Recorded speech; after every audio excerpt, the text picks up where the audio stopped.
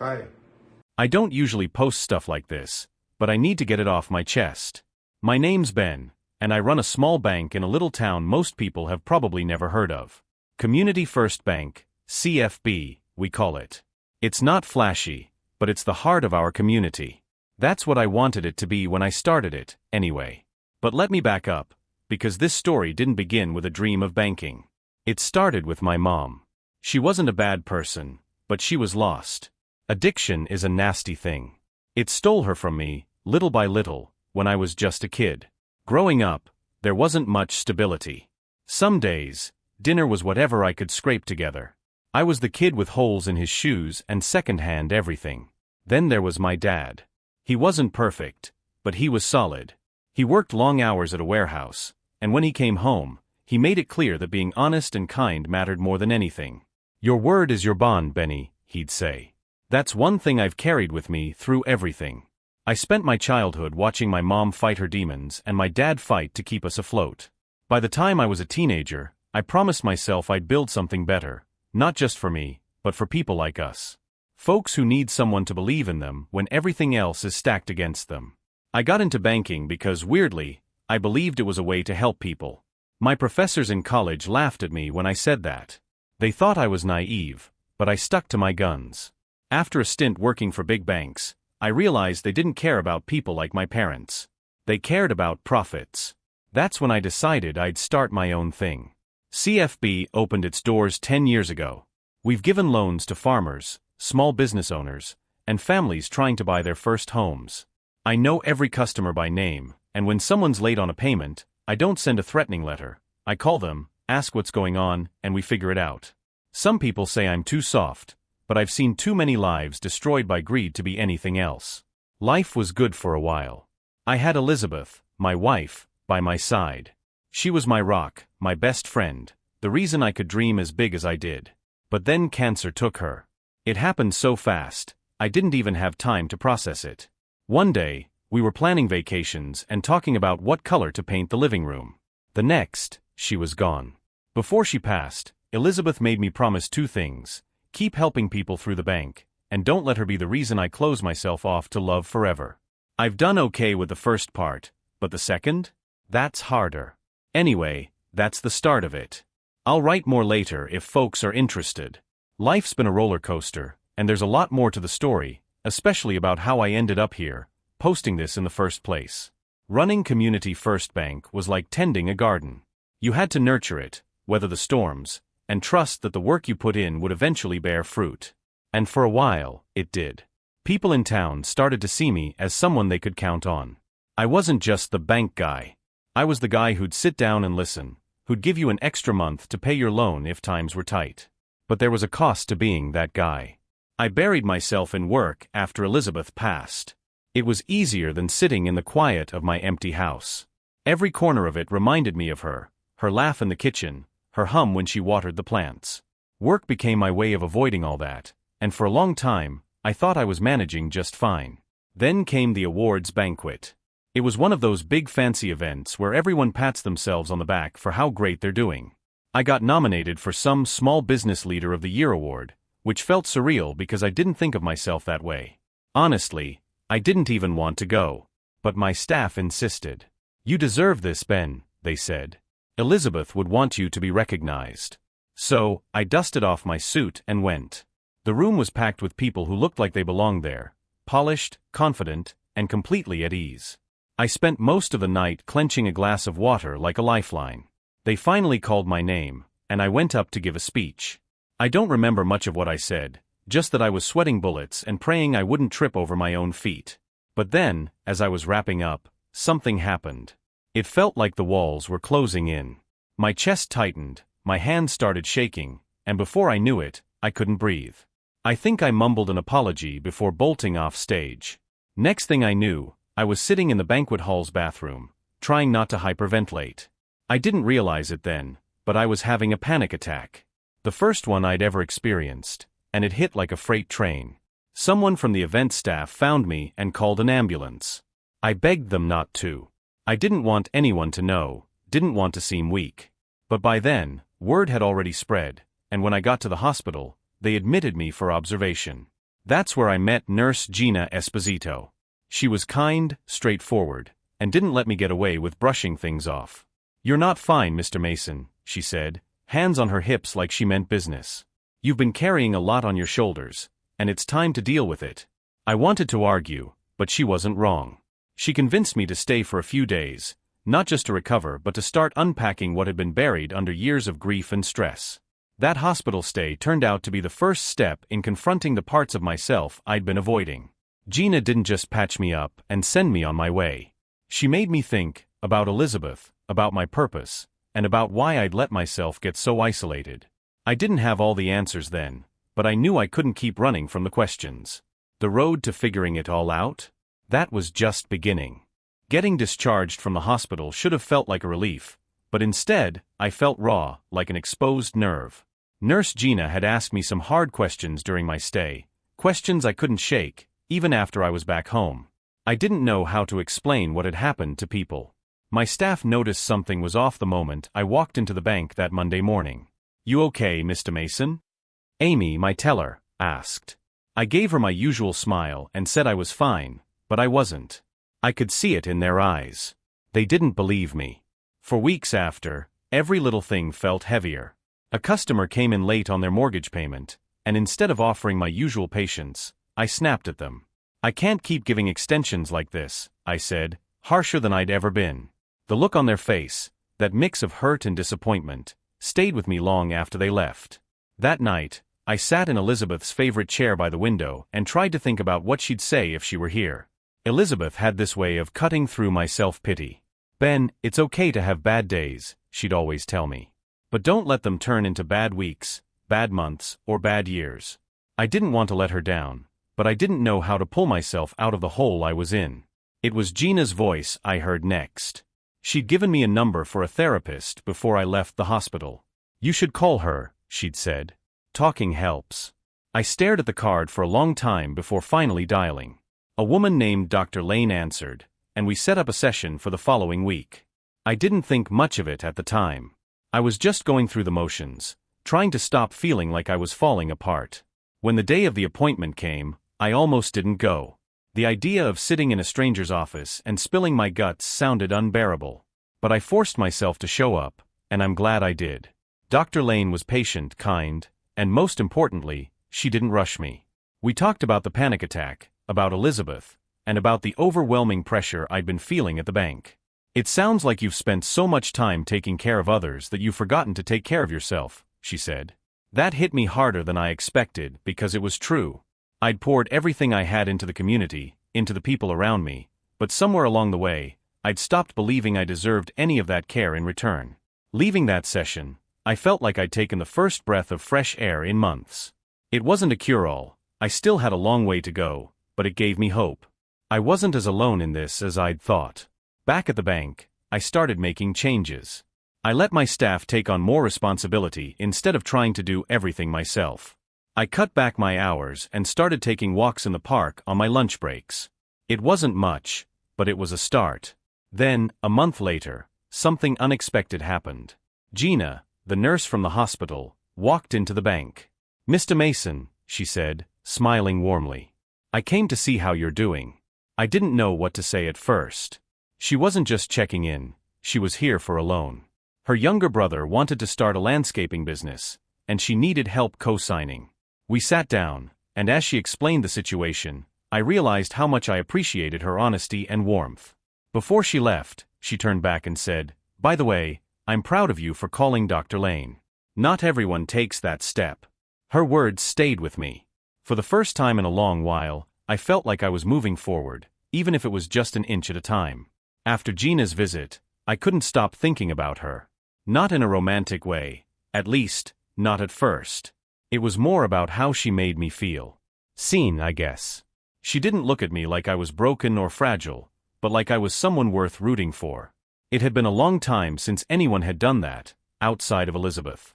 I started noticing little things around the bank that reminded me of Gina's visit.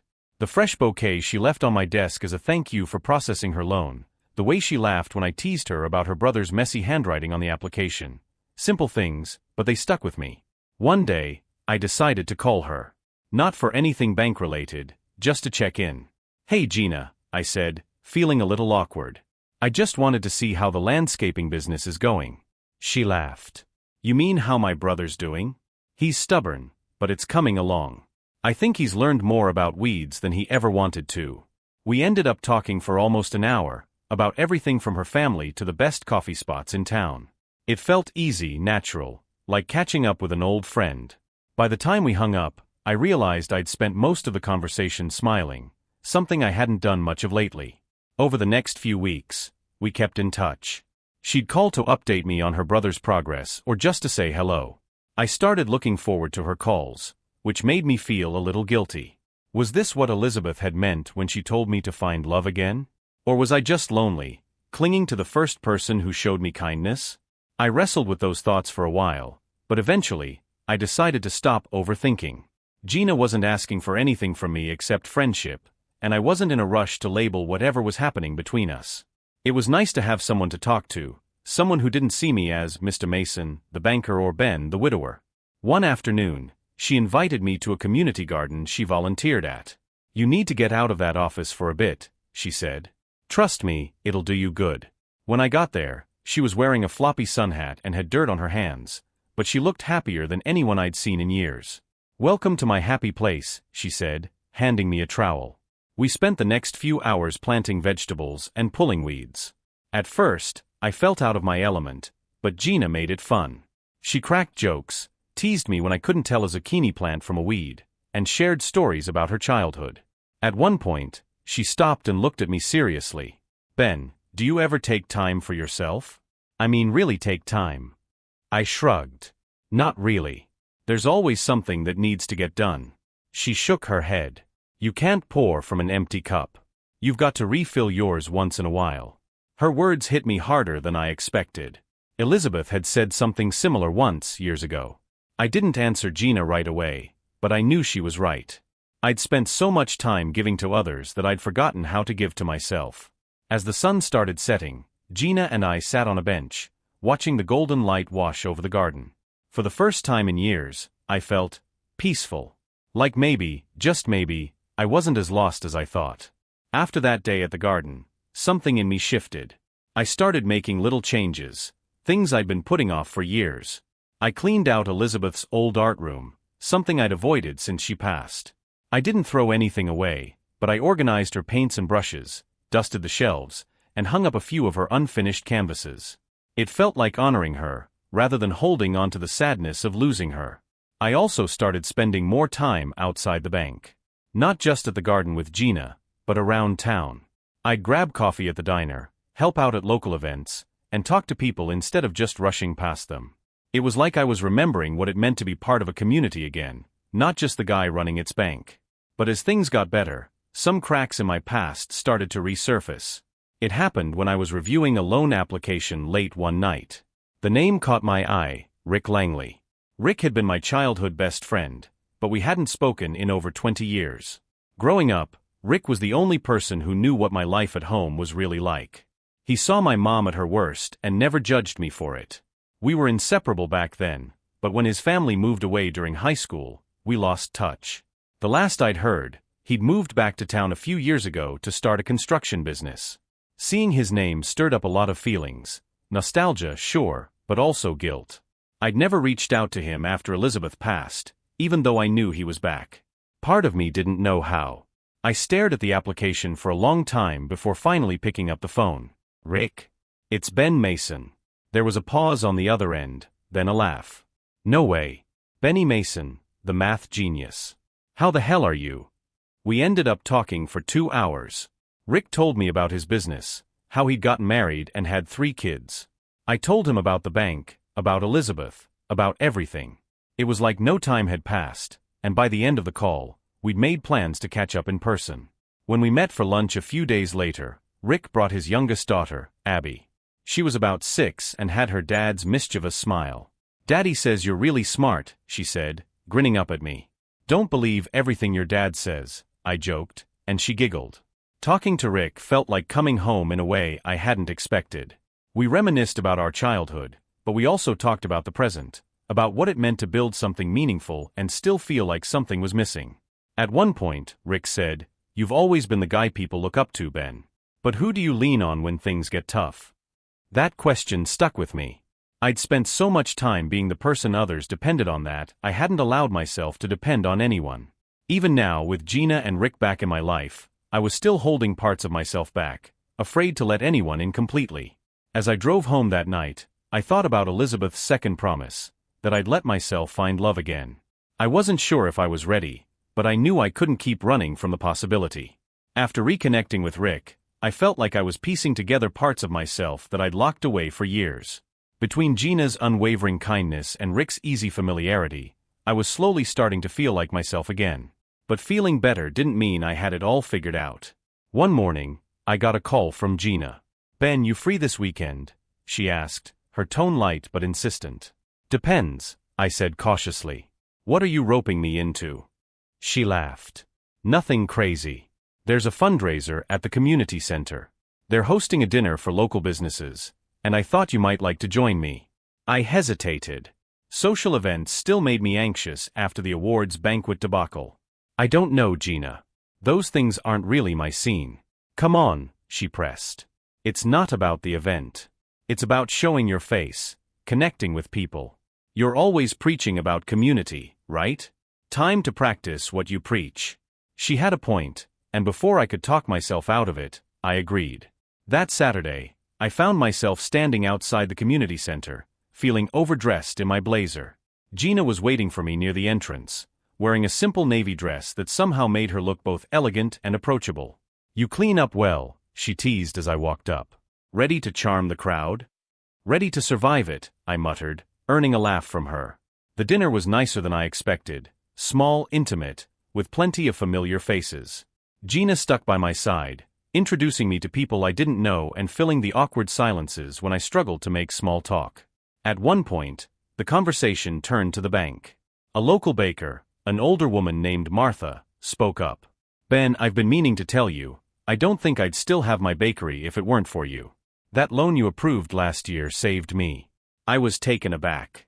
"Martha, you're the one who made it work. I just gave you a little help." "No, you gave me hope," she said firmly. "And sometimes, that's the hardest thing to find." Her words stayed with me as the night went on. I realized how much I'd underestimated the impact the bank, and by extension I, had on the community. It wasn't just about numbers and loans. It was about trust, about believing in people when they couldn't believe in themselves. After the dinner, Gina and I walked to our cars together. The night air was crisp, and the streetlights cast a soft glow over the empty parking lot. "Thanks for convincing me to come," I said. "I needed that." She smiled. "See? Told you it wouldn't be so bad." I hesitated, then added, "You know, it's been a long time since I've felt this, connected. To people. To life. I'm not sure I would have gotten here without you." Her expression softened, and for a moment, we just stood there, the silence comfortable. "You're stronger than you think, Ben," she said quietly. "You just need to let yourself believe it." As I drove home, I thought about what she'd said. Maybe she was right. Maybe I was stronger than I gave myself credit for. But strength, I was learning, didn't mean doing everything alone. It meant letting people in, even when it was scary. After the fundraiser, I started making a conscious effort to engage more with the people around me. It wasn't easy. I'd gotten so used to keeping everyone at arm's length after Elizabeth's death. But something about that night, about hearing Martha's gratitude and seeing Gina's encouragement, made me want to try. One of the first steps I took was hosting a small business open house at the bank. The idea was simple: local business owners could come together, share ideas, and build connections. I'd always believed in the power of community, but I realized I hadn't done enough to foster it outside the walls of CFB. The event was a bigger success than I'd anticipated. The bank was packed with people, some I'd known for years, others I was meeting for the first time. Rick showed up with his kids in tow, and Gina volunteered to help with the refreshments. Watching her chat with people, laughing and putting them at ease, I couldn't help but feel grateful she'd come into my life. At one point, Gina caught me watching her and raised an eyebrow. "What? Do I have something on my face?" "No," I said quickly, feeling a little embarrassed. "Just, thanks for helping. This wouldn't have been the same without you." She smiled, and for a moment, I felt a warmth I hadn't allowed myself to feel in a long time. Later that night, after everyone had gone home, Gina stayed behind to help me clean up. We worked in comfortable silence for a while, but as we finished, she turned to me and said, "Ben, can I ask you something?" "Of course," I said, leaning against the counter. "What do you want for your future?" she asked, her tone serious. "Not for the bank or the community, for you." The question caught me off guard. I'd spent so much time focusing on others that I hadn't really thought about what I wanted for myself. "I don't know," I admitted. "I guess I want to feel like I'm living, not just surviving. And maybe one day, I'd like to find someone to share that with." Her gaze softened, and she nodded. "You deserve that, Ben. More than you know." As she left that night, I couldn't stop thinking about our conversation. Gina had a way of making me confront things I'd been avoiding, and for the first time, I didn't feel afraid of what that might mean. A few days later, Rick called me out of the blue. "Hey man, you busy?" he asked. "Not really," I replied. "What's up?" "Abby's been begging to visit that new art exhibit downtown, and I figured I could use some company. You in?" I hesitated. Art exhibits weren't really my thing, but I didn't want to say no. "Sure," I said. "What time?" That Saturday, Rick, Abby, and I spent the afternoon wandering through the exhibit. Abby was full of questions, her enthusiasm infectious. At one point, we stopped in front of a painting that reminded me of one of Elizabeth's works. I felt a pang of sadness, but also a strange sense of comfort. It was a reminder that she was still a part of me, even as I moved forward. Afterward, as we sat on a bench eating ice cream, Rick turned to me. "You know, Ben, you've changed a lot since we reconnected." "Yeah?" I asked, unsure if that was a good thing. "Yeah," he said with a grin. "You're starting to look like the guy I knew back in high school. The one who never gave up, no matter what." His words stayed with me as I drove home. Maybe I was changing, growing, even. And maybe that was exactly what I needed. As the weeks passed, I kept thinking about Gina's question, what did I want for my future?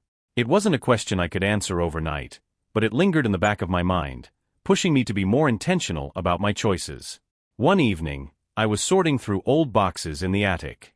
It was a rainy night, and there wasn't much else to do, so I figured I'd tackle the clutter I'd been avoiding for years. Most of the boxes were filled with things I'd forgotten, photos from college, old bank documents, and a few knickknacks from mine and Elizabeth's early years together. And then I found it, a letter from Elizabeth. It was tucked inside a book we used to read together, one of her favorites. The envelope had my name scrawled across it in her familiar handwriting. My heart raced as I opened it, unsure of what I was about to find. The letter was short, but it hit me like a ton of bricks. "Ben, if you're reading this, it means I'm not there anymore, and for that, I'm sorry. But I need you to know something, you are the best part of my life. You gave me more love and joy than I ever thought possible. Promise me you'll keep going, even when it's hard. Promise me you'll let people in, even if it scares you. And promise me you'll find happiness again. You deserve that, Ben. You always have. With all my love. Elizabeth." I sat there for what felt like hours, the letter clutched in my hands. Her words stirred something in me, a mix of grief, love, and a strange kind of hope. It was like she was reminding me that life didn't end with her death, even if it had felt that way for so long. The next morning, I called Gina. "Hey," I said, trying to keep my voice steady. "You busy today?" "Not really," she replied. "What's up?" "I was wondering if you wanted to grab lunch." "My treat." There was a pause, then a soft laugh. "I'd like that, Ben." We met at a small cafe in town. Over sandwiches and coffee, I told her about the letter. I hadn't planned to, but the words just spilled out. Gina listened intently, her expression warm and understanding. "She really loved you," Gina said when I finished. "And she wanted you to love yourself enough to move forward." I nodded, swallowing the lump in my throat. I think I'm starting to understand that. As we walked out of the cafe, Gina slipped her arm through mine. It was such a simple gesture, but it felt significant, like a bridge between the past and whatever came next. That night, I tucked Elizabeth's letter into a frame and placed it on my nightstand. It wasn't about holding on to the past, it was about carrying her love with me as I stepped into the future. Something shifted in me after reading Elizabeth's letter. It wasn't like all my grief disappeared overnight, far from it, but the heaviness didn't feel as suffocating. It was like her words had given me permission to hope again, to start building something new without feeling like I was betraying her memory. My connection with Gina continued to grow. We started meeting more often, not just at community events or over the phone, but for quiet dinners, walks in the park, and even an impromptu road trip to visit a nearby town's fall festival. Gina had a way of making even the simplest moments feel special, and I found myself looking forward to her company more than I'd expected. One evening, we were sitting on a bench near the park, watching the leaves turn shades of gold and red. She leaned back, her head tilted toward the sky. "I love this time of year," she said, her voice soft. "It's like everything is changing, but it's beautiful, you know?" I nodded, looking at her instead of the trees. "Yeah," I said. "Beautiful." She caught my gaze and smiled, but there was something else there, something unspoken. I didn't push it, though. Gina had been patient with me, and I wanted to respect her pace too. Meanwhile, things at the bank were busier than ever. The open house I'd hosted sparked new interest in our services, and I found myself working with more small business owners than I'd anticipated. It was fulfilling, but it also made me realize how much I relied on my team. For the first time, I felt comfortable letting go of some of the responsibilities I'd always clung to, trusting that they'd be handled just as well, if not better, by others. One day, while going through some paperwork, I found myself thinking about Elizabeth again. Not with a sharp ache of loss, but with a quiet gratitude for everything she'd taught me about love, resilience, and kindness. It was strange, but in letting her go, I felt closer to her than I had in years. That night, I invited Gina over for dinner. I cooked one of Elizabeth's old recipes, beef stew with crusty bread. As we ate, I told her about my plans for the bank, how I wanted to start a mentorship program for young entrepreneurs in town. She listened intently, her eyes lighting up with excitement. "That's such a great idea, Ben," she said. "You're not just helping people financially, you're giving them the tools to succeed." Her encouragement meant more to me than I could put into words. As we cleared the dishes, I caught her hand and held it for a moment. "Gina," I started, unsure of how to say what I was feeling. "I just want you to know how much I appreciate you. For everything." She smiled, her cheeks flushing slightly. "You don't have to thank me, Ben. You've done just as much for me as I have for you." We ended the night sitting on the couch, talking about nothing and everything. When she left, I realized I wasn't afraid of what came next. For the first time in a long time, I felt ready to take a step forward, wherever it might lead. It didn't happen all at once, but somewhere along the way, Gina became more than just a friend. It was in the little things, the way she'd call just to check in, how her laugh could brighten the most stressful day, or the way she'd look at me when she thought I wasn't paying attention, like she saw something in me I hadn't seen in myself for a long time. I wasn't the only one who noticed. One afternoon, Rick stopped by the bank to drop off some paperwork for a construction loan. As he leaned against my desk, a sly grin spread across his face. "So, when are you going to tell me about Gina?" I nearly dropped my pen. "What are you talking about?" He chuckled. "Come on, Ben. You're glowing. It's like watching a teenager with his first crush." I felt my face heat up, but tried to play it cool. "It's not like that. We're just friends." "Right," Rick said, dragging out the word. "Look, I'm happy for you, man. You deserve someone like her. Just don't overthink it, okay?" His words stuck with me long after he left. Was I overthinking it? Maybe. Gina and I hadn't talked about what we were or where this was going, and part of me was terrified to bring it up. What if she didn't feel the same way? What if I wasn't ready? But as the days passed, I realized the bigger fear wasn't rejection, it was the idea of never taking the chance. A few weeks later, I decided to take Rick's advice. Gina and I had plans to attend a community theater production one of her coworkers was starring in. It seemed like the perfect opportunity to finally put everything out there. When I picked her up, she looked stunning in a simple green dress that brought out the warmth in her eyes. As we drove to the theater, I couldn't stop sneaking glances at her, my heart pounding with every mile. The play was great, some light-hearted comedy about small-town life, but I barely paid attention. My mind was racing, trying to figure out the right words to say. By the time we left, I'd worked myself into a quiet panic. "You okay?" Gina asked as we walked to the car. "Yeah," I said, though my voice came out a little too high-pitched to be convincing. She stopped, tilting her head. "Ben, if something's on your mind, you can tell me." I took a deep breath, the cool night air filling my lungs. "Gina, I've been wanting to say something for a while now, but I didn't know how. Her expression softened, and she stepped closer. Go on. I care about you, I said, my voice steadying as I spoke. More than I realized, at first. You've been such an important part of my life these past few months, and I can't imagine not having you in it. I want to see where this goes. If you do too. For a moment, Gina didn't say anything. Then she smiled, a smile so genuine it felt like the sun breaking through the clouds. Ben, I've been waiting for you to say that, she said softly. Because I feel the same way. Relief and joy washed over me all at once, and before I knew it, we were laughing like two kids who just shared a secret. That night, as I walked her to her door, I kissed her for the first time. It was simple, sweet, and exactly what I needed. As I drove home, Elizabeth's letter flashed in my mind. I could almost hear her voice, gentle and full of love, saying, "See? I told you it was okay to move on." For the first time in years, I felt like I was living again. Not just for the bank, or the town, or anyone else, but for me. After that night with Gina, things started to shift. It wasn't like we declared our love to the world or dove headfirst into anything serious, but there was an unspoken understanding between us. A new kind of ease. We still went to community events together, still shared quiet dinners and long talks. But now, there were more moments when her hand would linger in mine, or I'd catch her smiling at me like I was something she'd been waiting for. It was subtle, but it felt big, like laying the first brick of something solid. At the same time, I found myself wanting to reconnect with other parts of my life I'd let drift. Rick and I started meeting regularly, not just for business, but to catch up like we used to. His youngest, Abby, had become a regular visitor at the bank, drawing me pictures of flowers or stick figure families to hang on my office wall.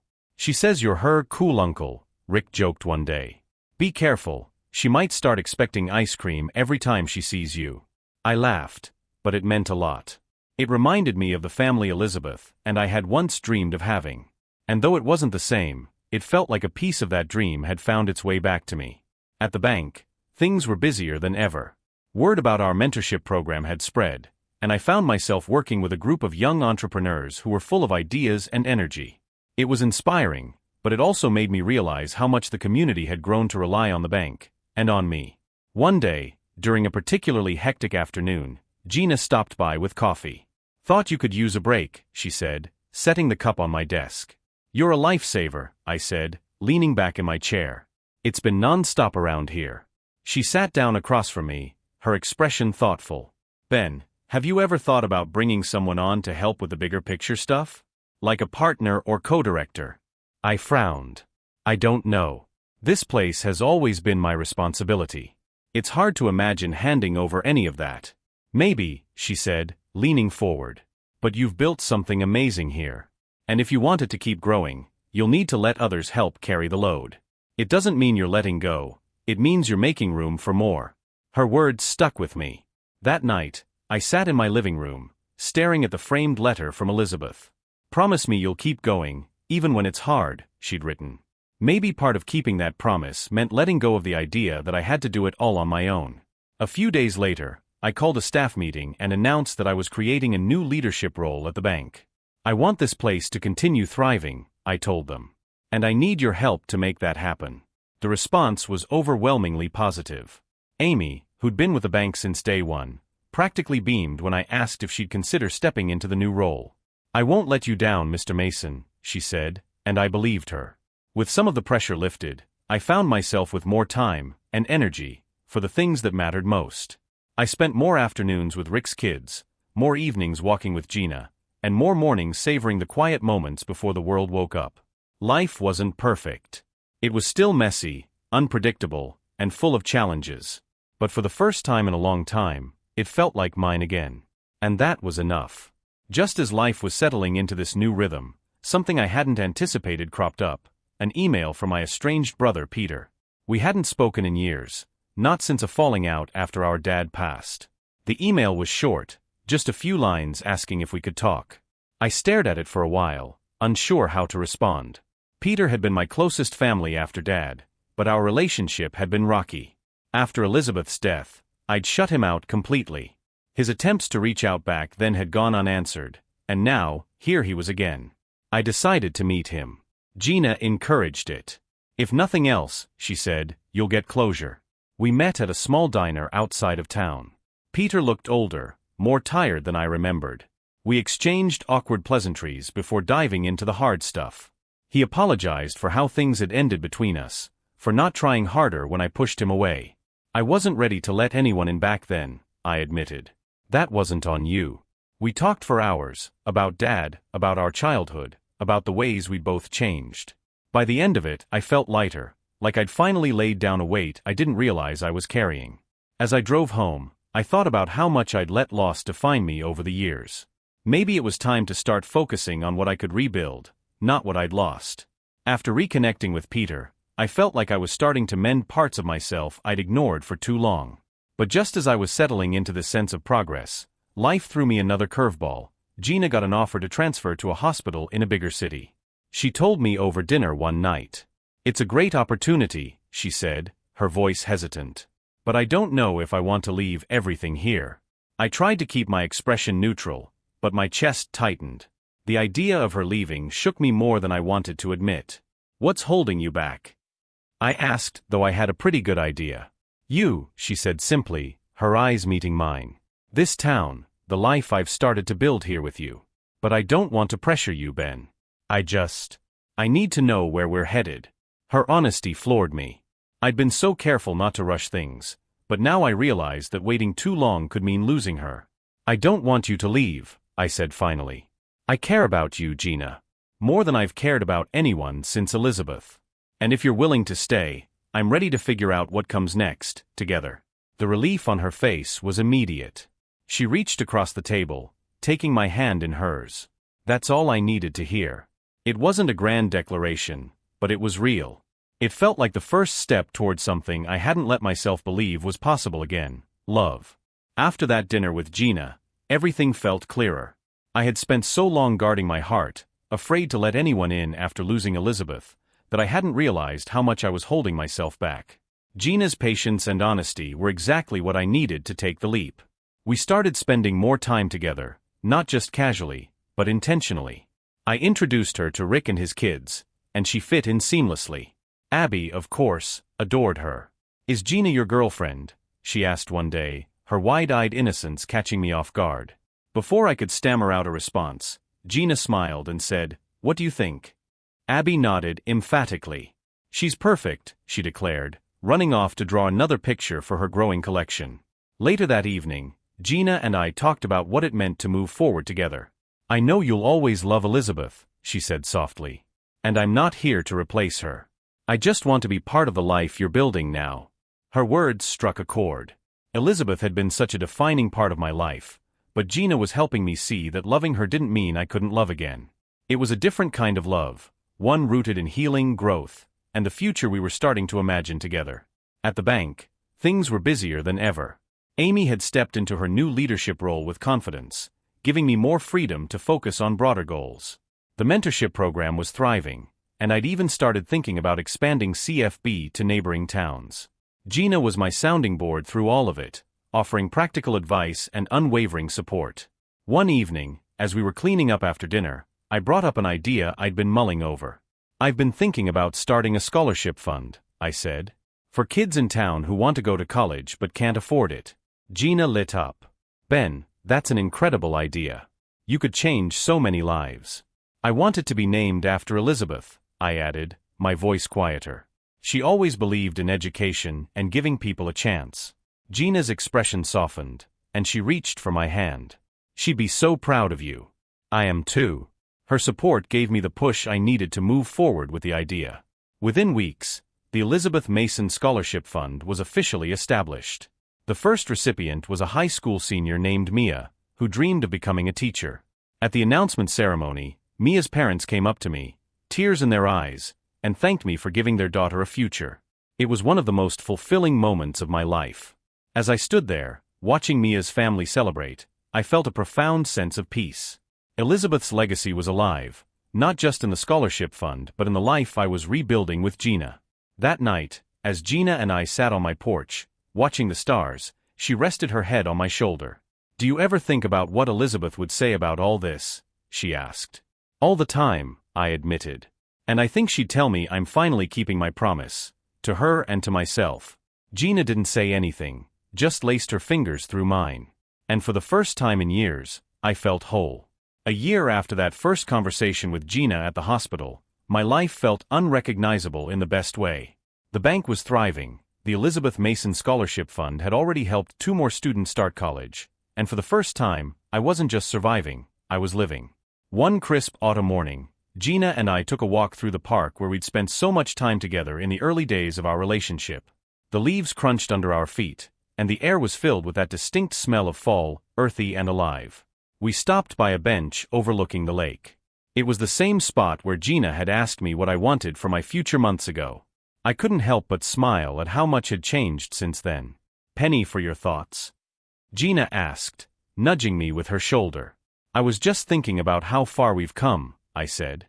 "How far I've come. I don't think I'd be here if it weren't for you." She shook her head, smiling softly. "You would have found your way, Ben. You just needed someone to remind you that you could." Her faith in me never ceased to amaze me. I reached into my pocket and pulled out a small box. My heart raced as I opened it, revealing a simple gold band with a tiny diamond. Nothing extravagant, just meaningful. "Gina," I said, my voice steady despite the pounding in my chest. "You've been my rock, my partner, my friend. You've helped me see that life doesn't end when you lose someone, it just changes. And with you, it's changed for the better. Will you marry me?" She stared at the ring, her hand flying to her mouth as tears filled her eyes. "Ben," she whispered, before breaking into a radiant smile. "Yes. 100 times yes." I slipped the ring onto her finger, and she threw her arms around me, laughing and crying at the same time. For the first time in years, I felt like I wasn't just moving forward, I was running towards something beautiful. Our wedding was small, held in the garden Gina loved so much, surrounded by friends, family, and the community that had become such an integral part of our lives. Rick gave a heartfelt toast, joking about how Gina had whipped me into shape. Abby was our flower girl, beaming as she scattered petals down the aisle. As we exchanged vows, I felt Elizabeth's presence, not as a shadow of loss, but as a part of the love I was carrying into this new chapter. Her letter had brought me here, and I knew she'd be happy for me. When Gina and I danced under the twinkling lights strung across the garden, I whispered, "Thank you." "For what?" she asked, resting her head on my chest. "For helping me believe in love again," I said. "For helping me believe in myself." She looked up at me, her eyes shining. "That was all you, Ben. I just reminded you of what was already there." As the music played and the laughter of our guests filled the night air, I realized something. This wasn't just the next chapter of my story, it was a whole new book. And for the first time in a long time, I couldn't wait to see what came next. Bye.